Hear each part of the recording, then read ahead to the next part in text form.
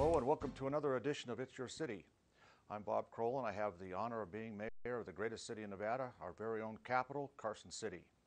As you know, every couple of weeks I spend a little time on Access TV talking about what happened at the last board meeting and some other things going on around our community that I see. And I think by the time you see this edition of It's Your City, it will be November 6th, which is obviously election day throughout the country. And I would encourage you, if you haven't voted already, to vote and participate in our democratic process. That's how our democracy has survived all these years and how it's going to survive for many, many years to come. So participate. Let me talk a little bit about what happened at the board meeting, and I'm going to talk today about animals in a moment, but I want to first say some things about some special presentations we did at the board meeting.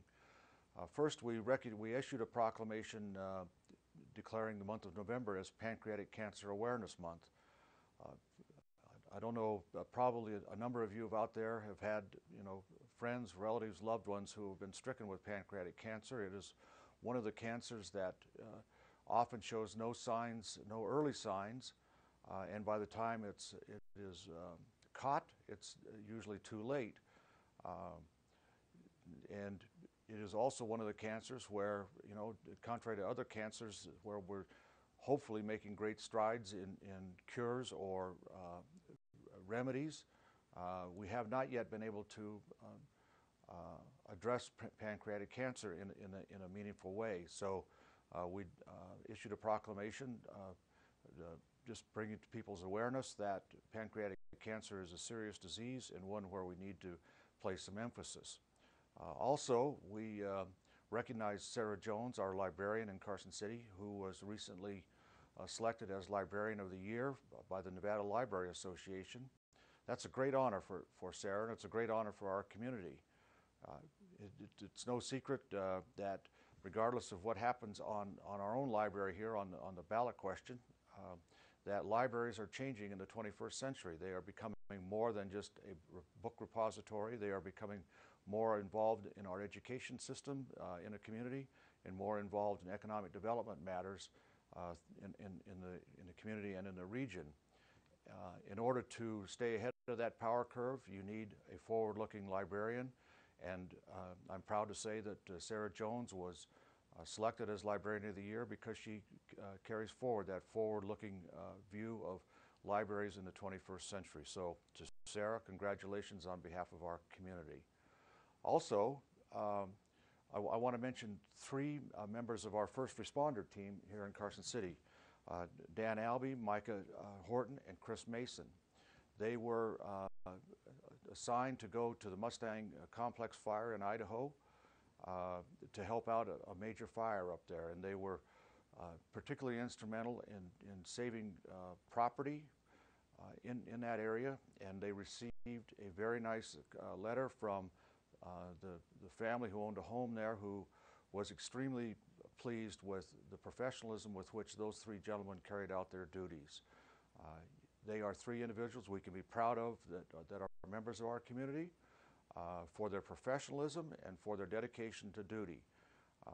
And so we do get paid when we send our first responders out, either through a cooperative agreement, on a cooperative agreement basis, or we just get a reimbursement basis. But I want to say thanks to Chris, Dan, and Micah for doing a job well done in protecting property and being good ambassadors for our community. So again, thank you to all three of you gentlemen.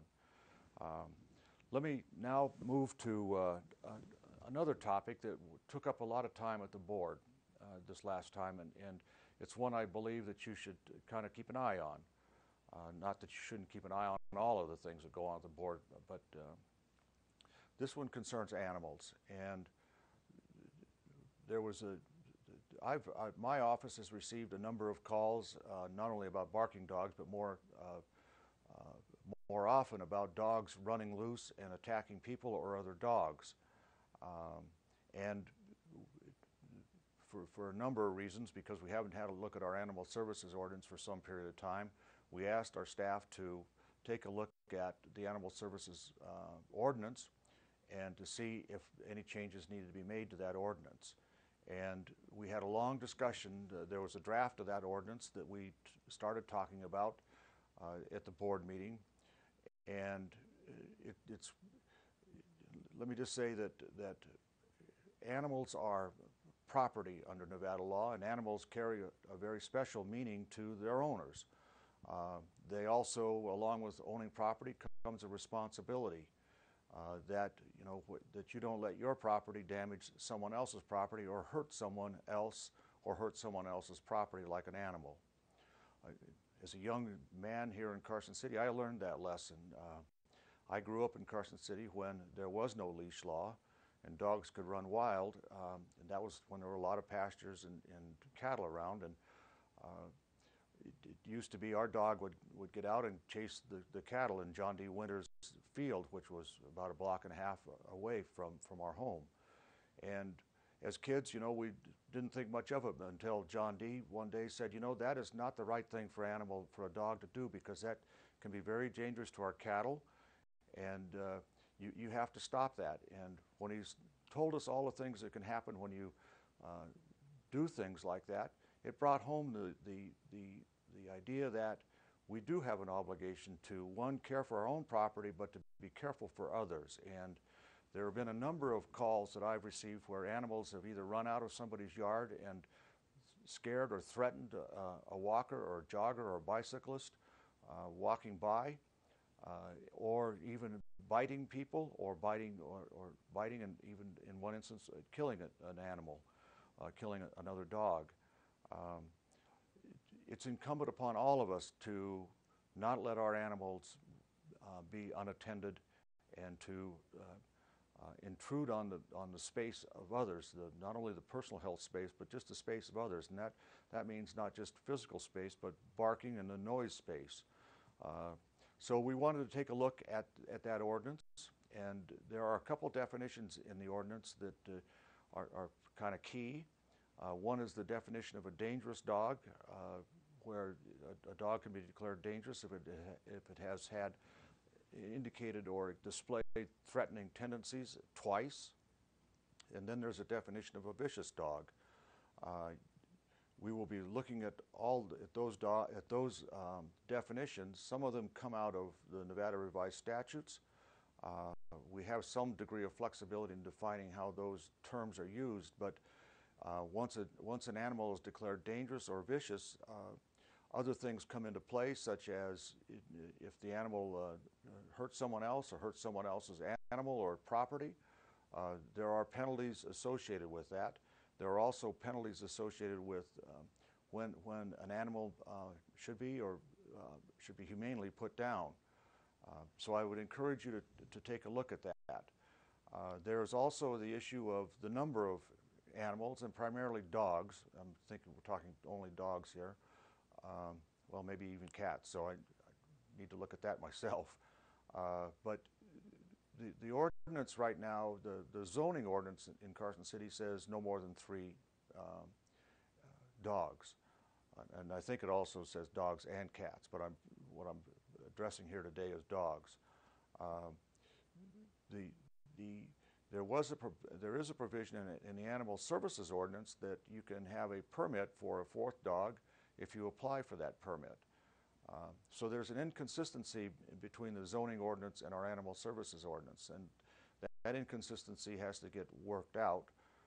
And there are a number of concerns that you should be aware of and follow as we go through, and that is, do we want to limit ownership of dogs and cats to 3 per parcel? Do we want to set a parcel size?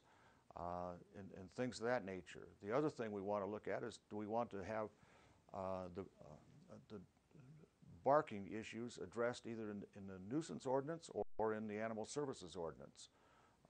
We'll be addressing that issue as well. These are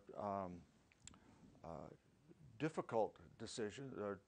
They're difficult because, as I mentioned at the beginning, animals have pets in particular have a very special place in people's hearts, and there's no doubt about it. But on the other side, there's a public safety issue that it is also there. And so we need to have these discussions. I'd ask if you want to come to the board meeting when we bring it up. And we didn't move forward on a first reading this time. We just kind of explored a lot of different alternatives, and so there'll be another draft out there. When it's going to take some time for the staff to look through some of the legal issues that we raised, but there will be another draft, and we'll try and make sure that it gets widely disseminated, so that if you have any concerns or thoughts about how that ordinance should be drafted or constructed, we look forward to hearing you at the board meetings.